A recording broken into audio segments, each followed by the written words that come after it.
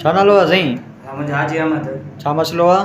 मसलो इहो आहे त मां हिकु मजबूरी में रखे भटे खां पैसा खयां, मुंहिंजी अधी जगह साईं ॾही मां 10,000 रुपया वरिता।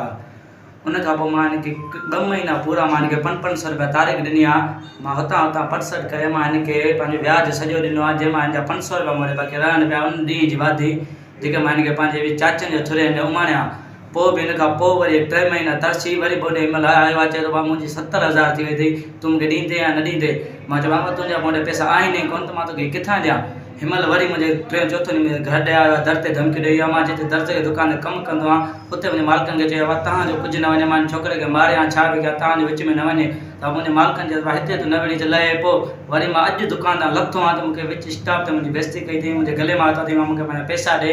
हाणे मां एसपी साहब ॾे आहियां, मुंहिंजी गुज़ारिश अथसि त मुंहिंजी हाणे मालिकी करे, हाणे मां ॿियो कुझु नथो करे, ख़ुदकशी खां सवाइ ॿियो मां कुझु बि नथो करे सघां।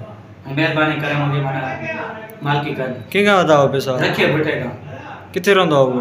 उहो हेॾे दरिया होटल खां रहंदो आहे। 3 चक्कर मोड़ी आयो आहे, मूंखे ॾाढी धमकी ॾेई आहे। अॼु बि मूंखे दुकान ते धमकी ॾेई आहे, मूंखे दुकान मालिक लाइ छॾिया दुकानदार, तूं हेॾा मसइलो हल कर पोइ तूं मुंहिंजी दुकान ते अच।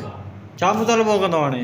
मुताबिलो मुंहिंजो इहो आहे त मूंखे एसपी साहब खे मुंहिंजी गुज़ारिश आहे त मूंखे कुझु बि मुंहिंजे घरां खे कुझु बि थियो, तुंहिंजो ज़िम्मेवार रखियो भुटो आहे। हाणे वधीक महिरबानी करे हिनखे एसपी साहब खे मुंहिंजी गुज़ारिश आहे त हाणे मुंहिंजी महिरबानी करे मुंहिंजे रखिए भुटे मां जिन छॾाए, न त मां हाणे ॿियो कुझु नथो करे सघां, ख़ुदकशी करणु।